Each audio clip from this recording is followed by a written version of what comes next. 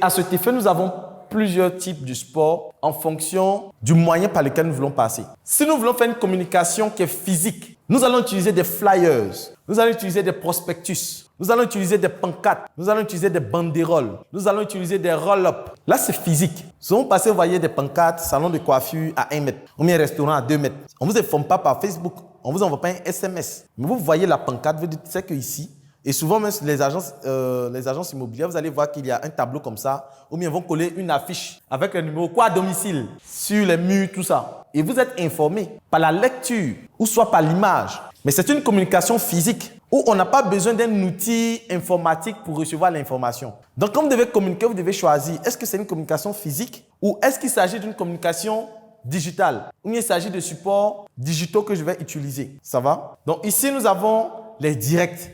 Et là, j'ai classé par ordre décroissant. Lorsque vous devez faire une communication digitale, vous devez comprendre que faire les directs a beaucoup plus de portée que de faire des tests ou des images. Vous pouvez dire, OK, pour pouvoir transmettre mon message aujourd'hui, je vais faire un direct. Pour pouvoir parler à des personnes qui sont totalement inconscientes du problème, je vais faire un direct.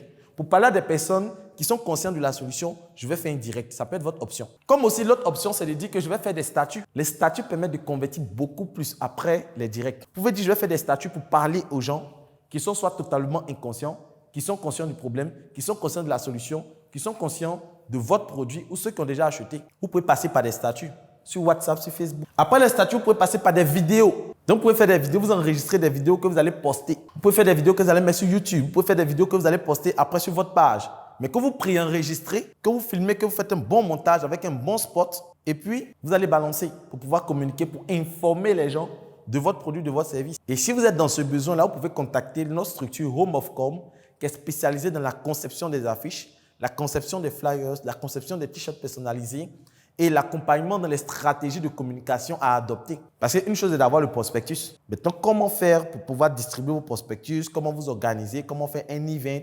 Là, nous vous accompagnons également avec la structure Home of Com pour que de façon pratique, individuelle, nous puissions vous suivre, même si vous n'êtes pas en Côte d'Ivoire, c'est possible. Après la vidéo, nous avons les images. Donc, vous pouvez passer par des images pour pouvoir faire passer une information.